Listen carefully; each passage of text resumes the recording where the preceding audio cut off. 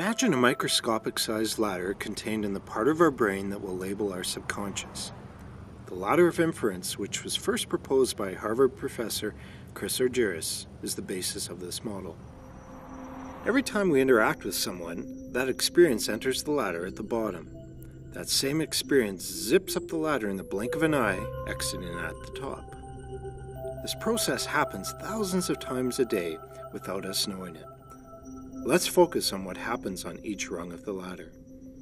On the first rung, we have the raw data and observations of our experience. This is very similar to what someone watching a video recording of our experience would see.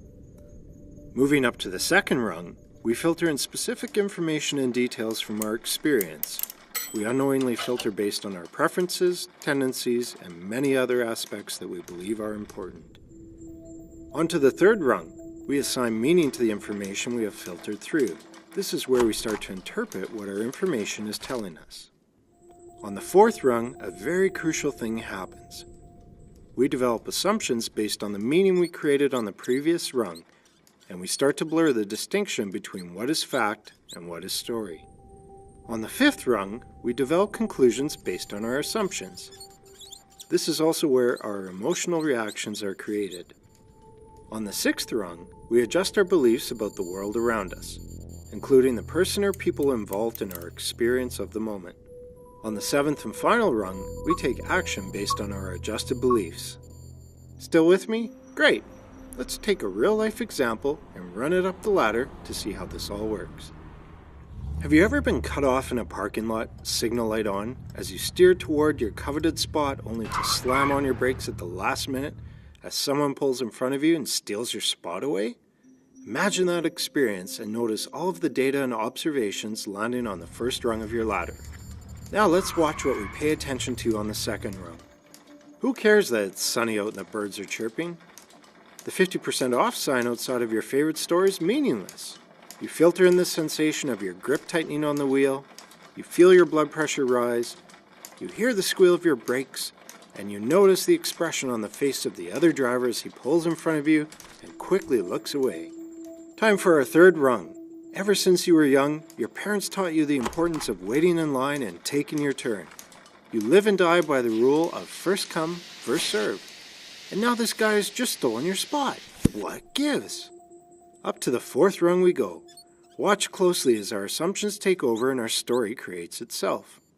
That stupid jerk. Didn't his parents teach him anything? How could he not see my signal light? He must never pay attention. Why does he think he's more important than anyone else? Jumping quickly to the fifth rung, we conclude that this guy is heartless, inconsiderate, he needs to be taught a lesson and put in his place. We feel angry, frustrated, vindictive, justified. On our sixth rung, we adjust our beliefs based on the experience. That's the last time I give in. Next time someone tries to cut me off, tires will be smoking on the pavement as I squeal past them into my spot. And finally, our last rung, we take action. We back up, pull up behind his car, honk our horn, and roll down our window to scream a few choice words his way. Now, imagine, he walks over quickly, apologizing. His wife, who is almost due with their first baby, called him from inside the mall to say she is in labor and needs to get to the hospital immediately. We are momentarily shocked, apologize profusely, and wish him luck as he rushes toward the entrance. What just happened here? What changed? Why is this so significant? In our parking lot example, our beliefs were short-circuited by the ladder of the other individual. My wife is in labor. I need to get there quick. There's a parking spot. Phew! Oh, geez, I cut someone off. I better apologize quickly so they don't think I'm a jerk.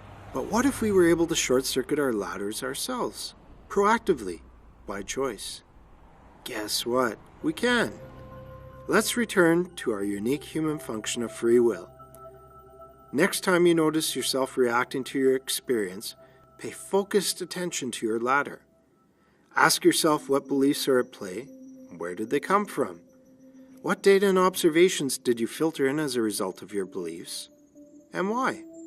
Are your assumptions valid and supported by facts? Would a different set of assumptions create different feelings and result in new and better conclusions and actions? We all have our own unique ladder. Be mindful of yours and help others to see theirs.